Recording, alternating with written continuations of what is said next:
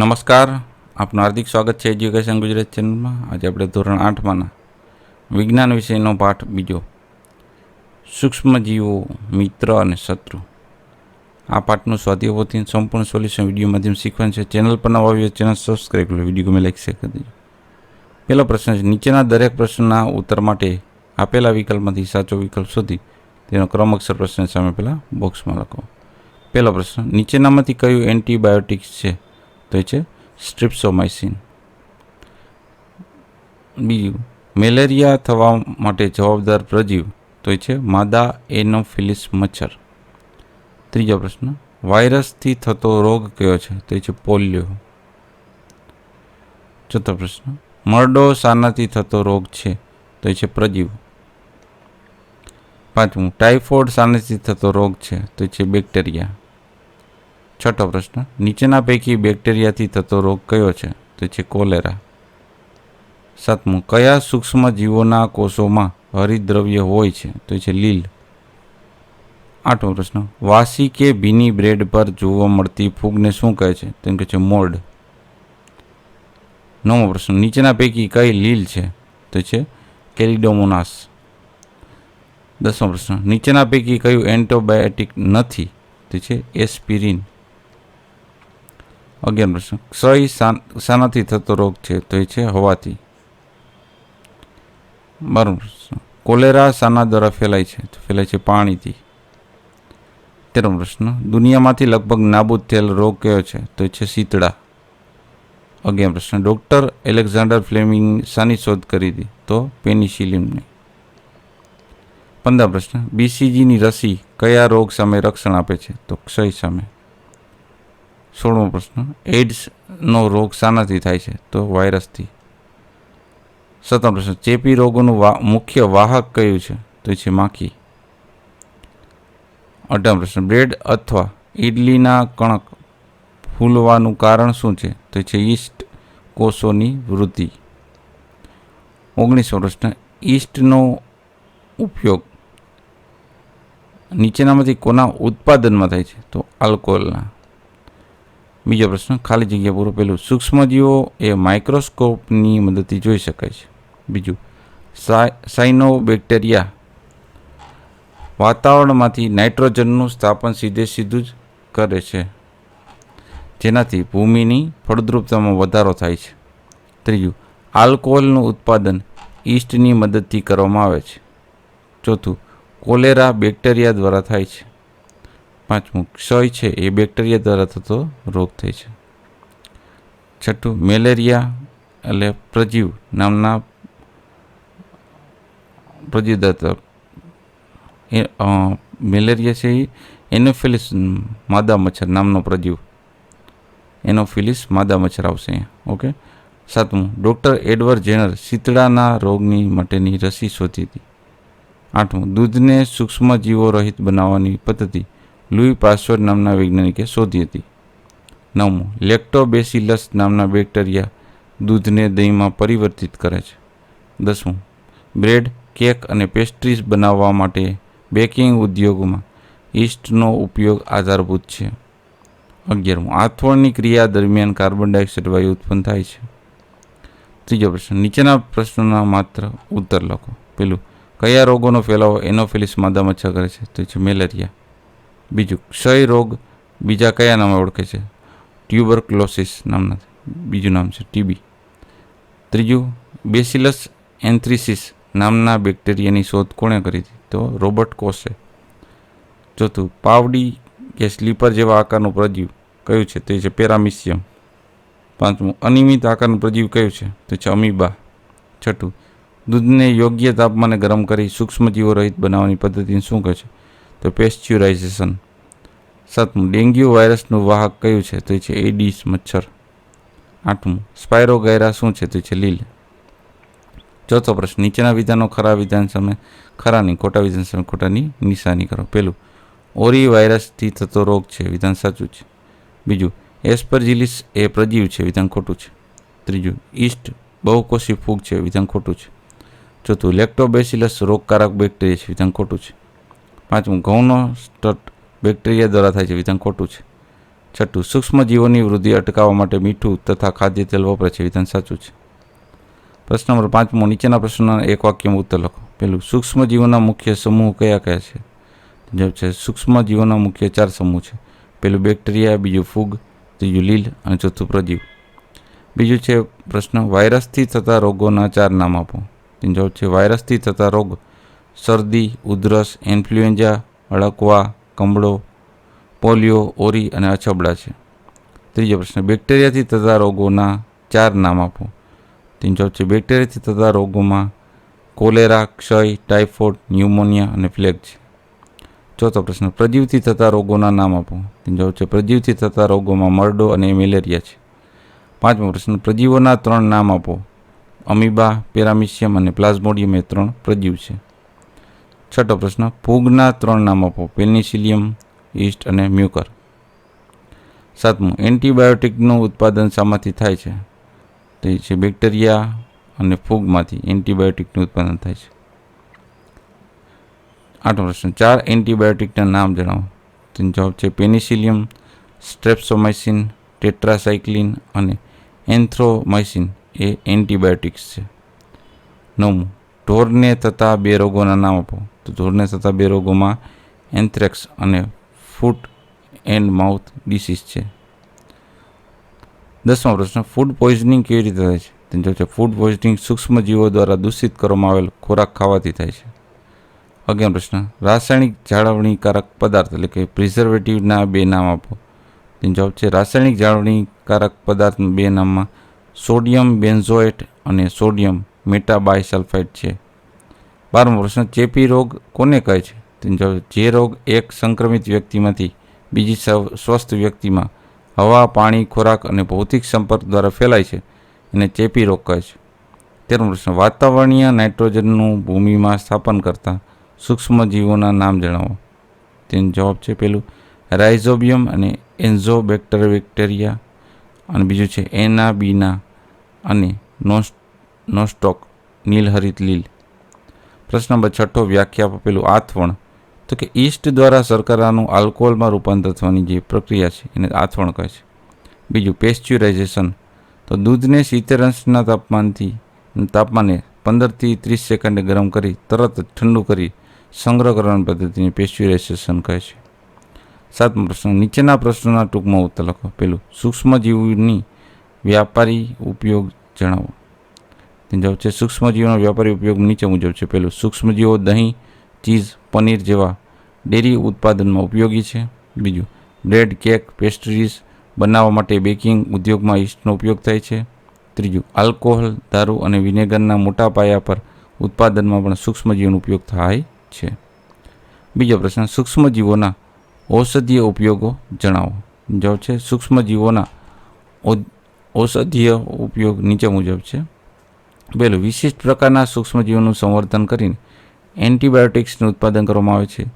Antibiotics રોગકારક સૂક્ષ્મજીવોનો નાશ કરી તેમની વૃદ્ધિ અટકાવે છે. આ રીતે રોગોના ઉપચારમાં પણ એન્ટીબાયોટિક્સ વપરાય છે.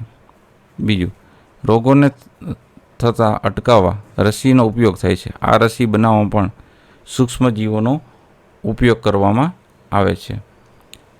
પ્રશ્ન નંબર 3, રસી કેવી રીતે રોગ થતો અટકાવવામાં મદદરૂપ થાય છે? તેનો જવાબ છે રસી દ્વારા મૃત અને નિષ્ક્રિય સૂક્ષ્મજીવોને રસી લેનારના શરીરમાં દાખલ કરવામાં આવે છે. તે શરીરમાં જાય છે ત્યારે શરીરના કોષો તેની સામે લડત આપવા એન્ટીબોડી ઉત્પન્ન કરે છે.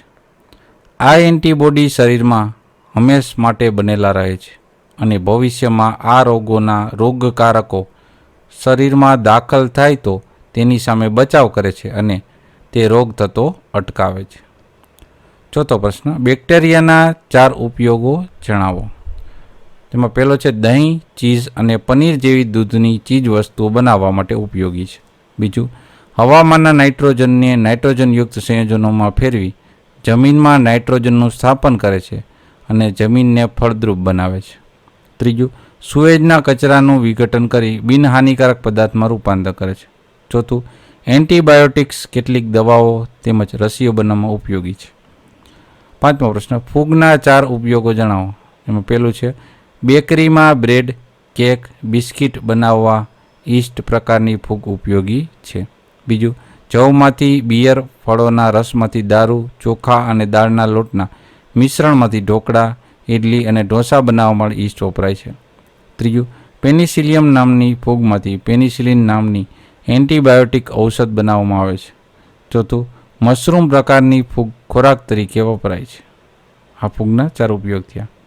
છઠ્ઠો પ્રશ્ન, રોગકારક સૂક્ષ્મજીવો આપણા શરીરમાં કેવી રીતે પ્રવેશે છે? તેનો જવાબ છે મનુષ્યમાં રોગકારક સૂક્ષ્મજીવો શ્વાસમાં લેવાતી હવા દ્વારા, દૂષિત પાણી અને દૂષિત ખોરાક દ્વારા શરીરમાં પ્રવેશ મેળવે છે. શરીરમાં પ્રવેશેલા રોગકારકો આપણા શરીરના રોગો ઉત્પન્ન કરે છે. વળી કેટલાક રોગકારકો ભૌતિક સંપર્ક દ્વારા કે પડેલા ઘા દ્વારા શરીરમાં પ્રવેશે છે. 7મો પ્રશ્ન, માખી રોગોના ફેલાવામાં કઈ રીતે કારણભૂત બને છે? તેનો જવાબ છે માખી સૂક્ષ્મ જીવોનું વાહક કાર્ય કરે છે. વાહકનું એટલે એક જગ્યાએ બીજી જગ્યાએ લઈ જવાનું. માખી ગંદકી, કચરો અને પ્રાણીઓના મળ કે રોગીના ઝાડા ઉલટી પર બેસે છે. ત્યાં રોગકારક સૂક્ષ્મજીવો માખીના પગ અને શરીર પર ચોંટી જાય છે. જ્યારે માખી આપણા ઢાંક્યા વિનાના ખોરાક પર બેસે છે ત્યારે પગ અને શરીર પર ચોંટેલા રોગકારક સૂક્ષ્મજીવો ખોરાક પર ઠલવાય છે. આવો ખોરાક ખાવાથી સૂક્ષ્મજીવો આપણા શરીરમાં સરળતાથી પ્રવેશ પામે છે અને તે રોગ થવાની સંભાવના રહે છે. 8મો પ્રશ્ન, મેલેરિયા અને ડેન્ગ્યુના ફેલાવા પર નિયંત્રણ કેવી રીતે કરી શકાય? તો જવાબ છે મેલેરિયા અને ડેન્ગ્યુનો રોગ અનુક્રમે માદા એનોફિલિસ મચ્છર અને માદા એડિસ મચ્છર ફેલાવે છે. આથી તે રોગના નિયંત્રણ માટે મચ્છરની ઉત્પત્તિ કે ઉપદ્રવ થતો અટકાવવો જરૂરી છે. બધા મચ્છર પાણીમાં ઈંડા મૂકે છે. આથી આપણી આસપાસ પાણી જ્યાં જમા થયેલું રાખવું જોઈએ નહીં. ઘરમાં પણ કુલર, ટાયરો તેમજ ફૂલદાની વગેરે ક્યાંય પણ પાણી એકત્રિત થવા ન દેવું.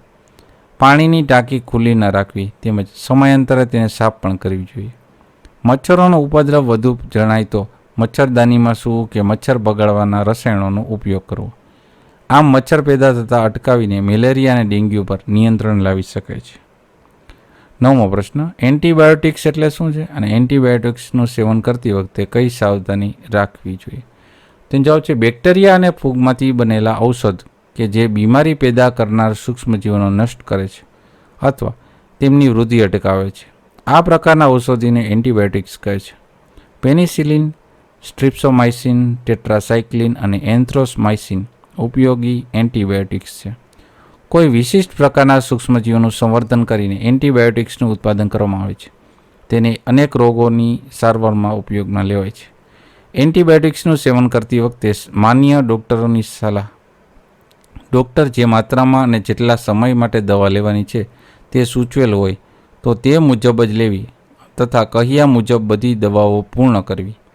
એન્ટીબાયોટિક્સ જરૂર ન હોય ત્યારે કે અયોગ્ય માત્રામાં લેવામાં આવે તો ભવિષ્યમાં જરૂર પડે ત્યારે તેની ઓછી અસર કરે છે. વળી બિનજરૂરી એન્ટીબાયોટિક્સ લેવામાં આવે તો શરીરમાં આવેલા ઉપયોગી બેક્ટેરિયા પણ નાશ પામી શકે છે, એવું નુકસાન પણ થાય. 8મો પ્રશ્ન, વૈજ્ઞાનિક કારણો આપી સમજાવો. પહેલો, સૂક્ષ્મજીવો સજીવના મિત્ર તેમજ દુશ્મન કહેવાય છે. તેમાં કારણમાં પહેલો પોઈન્ટ છે સૂક્ષ્મજીવો મનુષ્ય અને અન્ય સજીવોને ઘણી રીતે ઉપયોગી છે. બીજું, તેઓ દૂધમાંથી દહીં બનાવવા, ઇડલી અને ઢોસા બનાવવા, આથો લાવવા, એન્ટીબાયોટિક્સ દવાઓ બનાવવા, વૈજ્ઞાનિક સંશોધનમાં ઉપયોગી છે. ત્રીજું, કેટલાક સૂક્ષ્મજીવો સજીવો મેલેરિયા, કોલેરા, ક્ષય, ટાઇફોઇડ, પોલિયો જેવા રોગ પેદા કરે છે. આમ તે હાનિકારક પણ છે. તેથી સૂક્ષ્મજીવો ઉપયોગી તેમજ હાનિકારક હોય એટલે સજીવના મિત્ર તેમજ દુશ્મન કહેવાય છે. બીજું કારણ છે બેક્ટેરિયા સર્વવ્યાપી છે. પહેલું, બેક્ટેરિયા જમીન પર, જમીનમાં, પાણીમાં, હવામાં તેમજ સજીવના શરીરમાં જોવા મળે છે. બીજું, હિમઆચ્છાદિત પ્રદેશમાં એટલે કે જ્યાં બરફ છે એવા પ્રદેશમાં, રણ પ્રદેશમાં પણ બેક્ટેરિયા ઉપસ્થિત છે.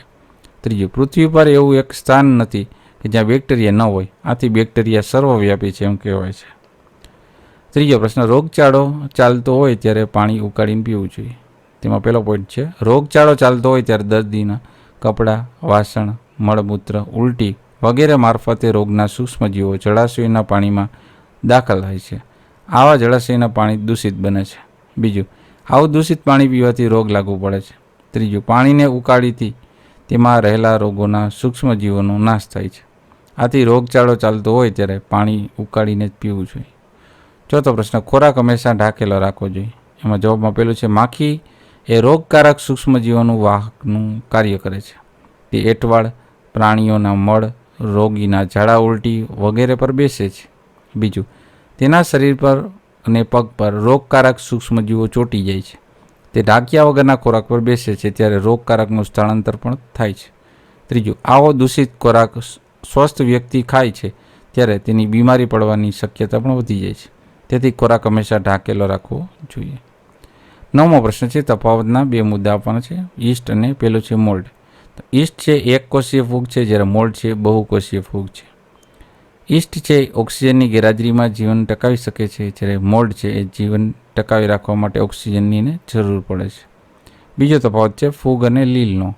ફૂગના કોષોમાં ક્લોરોફિલ કે અન્ય રંજક દ્રવ્ય કણો જેના હોય એ હોતા નથી, જ્યારે લીલના કોષોમાં ક્લોરોફિલ કે અન્ય રંજક દ્રવ્ય કણો હોય છે. ફૂગ છે પરાવલંબી છે, જ્યારે લીલ છે સ્વાવલંબી છે. ત્રીજો તફાવત છે વાયરસ અને બેક્ટેરિયા. પેલું, વાયરસ અતિ સૂક્ષ્મ હોવાથી ઇલેક્ટ્રોન માઇક્રોસ્કોપ વડે પણ જોઈ શકાય છે, જ્યારે બેક્ટેરિયા સંયુક્ત સૂક્ષ્મદર્શક વડે પણ જોઈ શકાય છે. વાયરસ છે એ કોષીય શરીર રચના ધરાવતા નથી, જ્યારે બેક્ટેરિયા કોષીય શરીર રચના ધરાવે છે. 10મો પ્રશ્ન, વર્ગીકરણ કરો. બેક્ટેરિયા, ફૂગ, લીલ અને પ્રજીવમાં. તો બેક્ટેરિયામાં આવશે લેક્ટોબેસિલસ, રાઇઝોબિયમ, સ્યુડોમોનાસ. ફૂગમાં આવશે પેનિસિલિયમ, ઈસ્ટ અને મ્યુકર. લીલમાં આવશે સ્પાયરોગાયરા, એનાબીના અને નોનસ્ટોક. પ્રજીવમાં આવશે પેરામિસિયમ, અમીબા અને પ્લાઝ્મોડિયમ. ત્યારબાદ બેક્ટેરિયાથી થતા રોગ હોય, વાયરસથી થતા રોગ હોય, પ્રજીવથી થતા રોગ અને ફૂગથી થતા રોગનું વર્ગીકરણ છે. તો બેક્ટેરિયા થતા રોગમાં કોલેરો, ટાઇફોઇડ, ક્ષય, ન્યુમોનિયા આવશે. વાયરસથી થતા રોગમાં પોલિયો, કમળો, ઇન્ફ્લુએન્ઝા, અછબડા આવશે. પ્રજીવથી થતા રોગમાં આવશે મરડો, મેલેરિયા. ફૂગથી થતા રોગમાં આવશે દાદર, ખસ. પ્રશ્ન નંબર 11, જોડકા જોડો. પ્રજીવ તો એ આવશે મેલેરિયમ. રાઇઝોબિયમ તે નાઇટ્રોજનનું સ્થાપન કરે. લેક્ટોબેસિલસ તો એ દહીં જમાવવાનું કામ કરે છે. ઈસ્ટ તો એ છે બ્રેડનું બેકિંગમાં કામ આવે છે. બેક્ટેરિયા તો એ કોલેરાનું. અને વાયરસ તો એ એડ્સકારક છે, બરાબર, વાયરસ છે એ. પ્રશ્ન નંબર 12, નીચેના મુદ્દાનો ઉત્તર આપવાનો છે મુદ્દાસરનો. પહેલું, આપણા જીવનમાં સૂક્ષ્મજીવોની ઉપયોગિતા વિશે 10 વાક્ય લખો. એમાં જવાબમાં પેલું છે, લેક્ટોબેસિલસ બેક્ટેરિયા દૂધનું દહીંમાં રૂપાંતર કરે છે. બીજું, ઈસ્ટ એક કોષીય ફૂગ છે, તે ચીઝ, પનીર, બ્રેડ, કેક, પેસ્ટ્રીઝની બનાવટ માટે ઉપયોગી છે. ત્રીજું, આલ્કોહોલના ઔદ્યોગિક ઉત્પાદનમાં ઈસ્ટનો ઉપયોગ થાય છે. ચોથું, ઇડલી, ઢોસા, ખમણ, ઢોકળા બનાવવામાં ઈસ્ટનો ઉપયોગ થાય છે. પાંચમું, મશરૂમ તરીકે ઓળખાતી ફૂગનો ઉપયોગ ખોરાક તરીકે થાય છે. છઠ્ઠું, પેનિસિલિયમ નામની ફૂગમાં પેનિસિલિન ઔષધ બનાવવામાં આવે છે. સાતમું, રાઇઝોબિયમ બેક્ટેરિયા જમીનમાં નાઇટ્રોજનનું સ્થાપન કરે છે. આ રીતે જમીનમાં ખાતરની પૂર્તિ કરી જમીનની ફળદ્રુપતા વધારે છે. આઠમું, ગટરના ગંદા પાણીનું બેક્ટેરિયા દ્વારા વિઘટન કરી બિનહાનિકારક અને ઉપયોગી પદાર્થમાં ફેરવવામાં આવે છે. આ રીતે પર્યાવરણને સ્વચ્છ રાખવા મદદરૂપ કરે છે. નવમું, કેટલીક દવાઓ અને રસીઓ બનાવવામાં બેક્ટેરિયા અને ફૂગ ઉપયોગી છે. 10મું, કેટલાક બેક્ટેરિયા અને ફૂગ વિઘટકો તરીકે ભૂમિકા ભજવે છે અને દ્રવ્ય ચક્રને વ્યવસ્થિત રીતે ચલાવવામાં ફાળો આપે છે. બીજું ટૂંકનોંધ છે ખાદ્ય પદાર્થની જાળવણીની પદ્ધતિ. તેમાં જવાબમાં છે, ખાદ્ય પદાર્થોને તેમનું પોષણ મૂલ્ય જળવાઈ રહે તે રીતે સૂક્ષ્મજીવોની વૃદ્ધિ અટકાવી તેને બગડતા અટકાવવા તેને ખોરાકની જાળવણી કહેવાય છે. રાસાયણિક પદ્ધતિમાં ખોરાકમાં સૂક્ષ્મજીવોનું આક્રમણ અટકાવવા કેટલાક રાસાયણિક પદાર્થ જેવા કે સોડિયમ બેન્ઝોએટ અને સોડિયમ મેટાબાઈ સલ્ફાઇડ વપરાય છે. તેઓ અથાણાને સાચવવા તથા ફળોના જામ અને રસને બગડતા અટકાવે છે. મીઠા દ્વારા જાળવણી. તો કેરી, આંબળા, આંબલી, માંસ અને માછલીની જાળવણી માટે મીઠાનો ઉપયોગ થાય છે. શર્કરાની મદદથી જાળવણી. તો જામ, જેલી, ફળોના રસ તથા કેટલીક મીઠાઈઓની જાળવણી ખાંડની ચાસણીની માધ્યમથી કરવામાં આવે છે. તે ભેજનું પ્રમાણ ઘટાડી બેક્ટેરિયાની વૃદ્ધિને નિયંત્રણ કરે છે.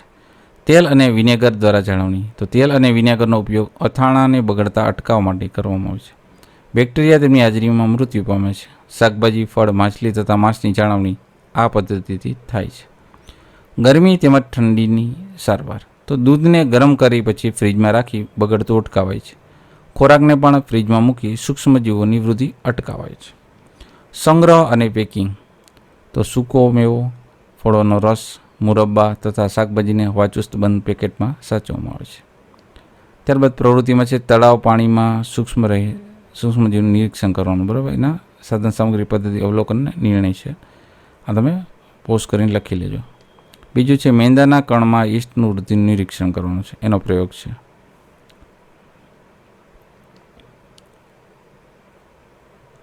ત્રીજો પ્રયોગ છે શર્કરાની ઈસ્ટ વડે થતી આથોણની પ્રક્રિયાનું નિરીક્ષણ કરવું. તો આપણે આ પાઠના સ્વાધ્યાય પોથીનું સંપૂર્ણ સોલ્યુશન જોતા રહો એજ્યુકેશન ગુજરાત ચેનલ. શીખતા રહો. Thank you. આભાર.